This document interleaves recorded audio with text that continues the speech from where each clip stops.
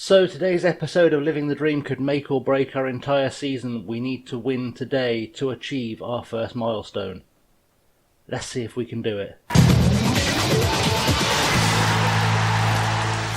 What's up guys, Chasing Lamely here with episode number 4 of Living the Dream, where we've taken Harchester United over and we're going to try and guide them to glory. Don't forget to hit those like and subscribe buttons and leave comments down below. Let me know what you're enjoying and share some memories of the show, because it's always nice to talk about the old times. Since we last met, we've only played one game, which was the game against Farsley Celtic. It was a 1-1 draw, and David Morrissey got our only goal. Really lacklustre performance. Things are not bedding in terribly brilliantly just yet, but I've got hope, so we'll see what happens. We're going to go straight into the match.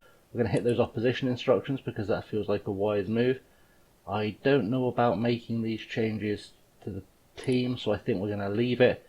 Doesn't seem like a wise decision to take Chris Cahill out only to replace him with someone slightly weaker on the wing. Feels like it would be a mistake. Well, sorry, someone slightly weaker in the midfield, I should say. So, team-wise, unchanged, I think, from last episode. It's Alex Omer in goal. Then we've got James, Ogier, Tyson, Halem, Mackay, Moody, Porter, Morrissey, Summers and Cahill as the starting lineup. Then Mlenek, Campbell, Bruce, Rhys Emery, Max Briggs, Billy O'Neill, and Marlon Cook on the bench. Marlon Cook on the bench as a left back because it felt like a good idea. I realised I just swapped James and Campbell from last episode just because James is slightly more competent as a right back, so that felt like the right decision. Hopefully I'll be proved right today. So we'll submit the team and we'll see what we can get into in terms of a result. Hopefully something positive. If we win today, our minimum goal for the FA Cup is to reach the first round proper. It would be nice if we could achieve that. Darlington are in the same division as us, so it should be an okay test. So team sheet wise, the only player I know, I know two players in this team really. Adam Campbell, I believe, was at either Middlesbrough or Sunderland. He was a fairly decent young striker at one stage on the game, and Nicky Hunt's been around forever, and he's their best player. He's also 40 something, which sits well with our defenders being 30 plus for the most part, except for Tekla Halem.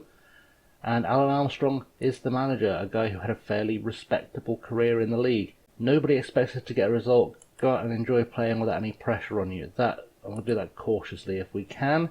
That feels like a wise move. They seem motivated. David Morrissey is nervous about this game, which is understandable, but he should be able to get through it. He's got some solid players around him, and he's been playing really well. So hopefully he'll be the key to us getting a good result today. First highlight took a second to come. It was only 16 minutes into the game. Goal kick from corner, but Halem is there to break it up. Summers on the ball. Bradley Summers, what can he do? Can he find anything inside? You'd certainly hope he'd have the ability to. He's come all the way across the field. Porter is in there though. On the left winger, short up to right winger. Summers goes back into the box and cannot quite finish it. But at least a threatening opening. We're doing okay on the stats form, so maybe we'll sneak this one. Back on the attack again, that's looking good so far. Halem to Moody with the throw in. Nicky Hunt is there to pick it up. Hopefully we'll take the ball off of him. That was very close, very close. That might have crossed the line, but no VAR at this level. Mackay to Tyson to Moody, back to Mackay, forward to Morrissey and back. So McMahon heads it clear. Sousa's on the run against us, and now we're in real trouble because Charman is drive. Luke Charman, I think, might have been an Arsenal player at one stage. He's hit the post. Bit of a reprieve for us, and we've survived that one, but they've got a corner. I don't know how they got a corner out of that, but there's life. Omer fists it away to Morrissey. Morrissey with the ball forward to Cahill, who's got no support. He's going to have to wait for someone to come and join him. Morrissey to Summers. Really need Summers to do a bit of careful thinking here. Halem, can he beat his man? Not quite. So he plays it back to Moody. Moody into Morrissey. Morrissey, ball over the top. Can Cahill get there? He can. He's through. Cahill! Chris Cahill with the opening goal for us. His second goal of the season, and I feel a little bit more comfortable in this game now, just a little bit more comfortable.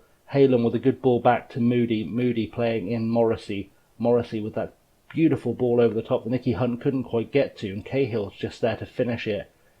Every day of the week he'll finish things like that, and that's really, really strong. That's a really strong start for us. Back on the attack again with a corner. Moody, can he get it to a Harchester head? He can't. Charlton heads it away, but only as far as Summers. What can Bradley Summers do here? Flicks it into Morrissey. Is Morrissey through? David Morrissey with our second. and things are looking good. And I should point out, actually, because I forgot to mention this before the game started, Darlington are currently top of the Conference North. They're top of our division, and they're unbeaten so far this season.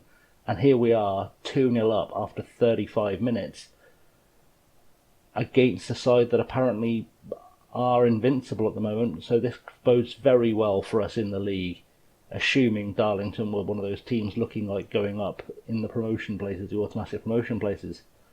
Mackay, just before half-time, free kick from deep. Cornter should have caught that. I don't know why he punched it, but Charman has picked up the ball. Porter takes it off him. Mackay, back to James. James finds Tyson and Halams on the ball. Good interplay between the defenders, all keeping the ball very nicely, all very comfortable on the ball.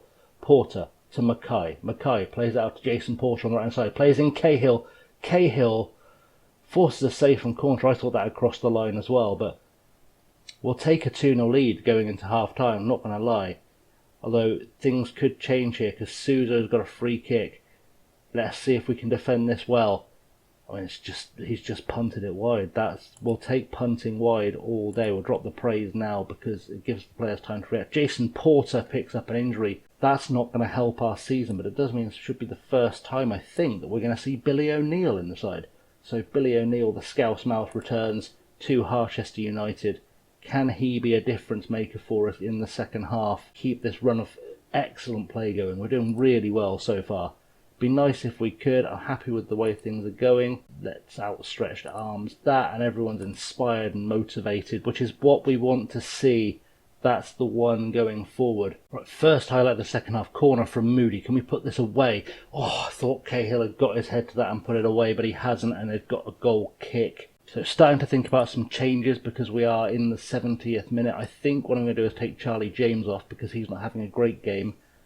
I think we'll stick Max Briggs in there because that feels like the smart play. And we're just going to give it a second, I think, before we make the other sub, because I need to think about who's tiring, because Charlie James wasn't playing while he was on a booking. In fact, the decision's been made for me because Liam Mackay is now tiring rapidly.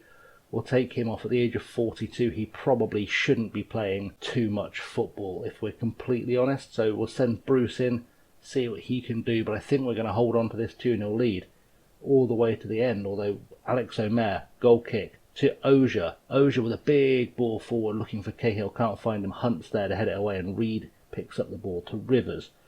Can we defend this well? Halem's going to get himself sent off, and now this is squeaky bum time.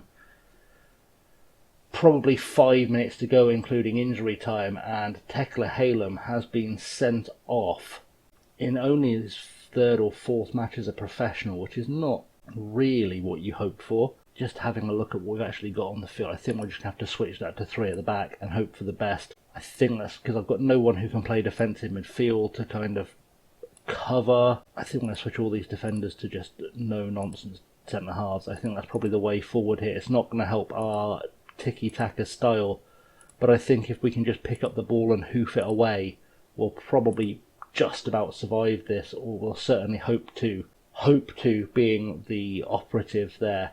Omer, goal kick, plays it to Briggs. Briggs with the ball forward to Moody. Moody out wide to Billy O'Neill. The first time we've seen him on the ball. Billy O'Neill plays it into Morrissey. Morrissey around him to Moody.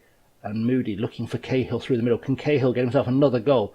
Oh, it's an ambitious little dink, but it's gone over the bar.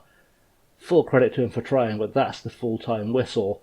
And we've survived, and we are in the first round of the FA Cup where we could potentially see ourselves facing someone very, very big. Let's do an outstretched arms. That was really special, lads, because that was really special, lads. We've done so well there. I didn't know if this team was good enough to handle Darlington. They've proved they are. We're all very happy with that, and now we get to go and do an FA Cup first round draw and see who we get. So we've made it through to the draw for the first round proper of the FA Cup. Bit of news on Jason Porter's injury.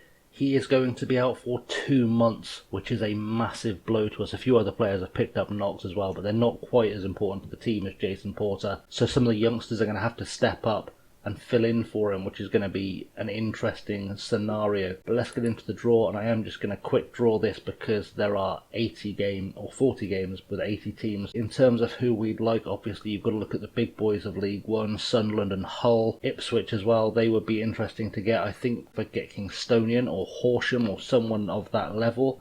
South Shields are still in there. There's still a few actual non-league clubs, below conference level clubs, teams that are below us that we can draw. So let's see who we get. Either big money tie or an easy win is what we're looking for. And what's it going to give us? Morecambe. It's given us Morecambe at home. Well, that should be interesting at least, and that gives us a place to come back for the Morecambe game, which is on November the 7th, which I believe is 2 or 3 games time off the top of my head. Yeah, 2 games time. I've got 2 league games to play, and then we'll come back for the first game against Morecambe, because it won't be the game against Telford anymore. We're going to wrap up the episode there. Join me next time for all the fun of a game against Morecambe at home at the Lair. Hopefully we'll pick up a win, we can progress. That'd be nice to see, although doing it without Jason Porter is going to be a massive challenge. Without any further ado, you find me on the social medias down here. That's the Twitter, the Insta and the Patreon, Chasing Lamely. Like and subscribe please. Magic graphic, because the magic graphic is fun. And until next time guys, thank you very much for watching. I have as always been Chasing Lamely, and it's been a pleasure having you. Have a good one.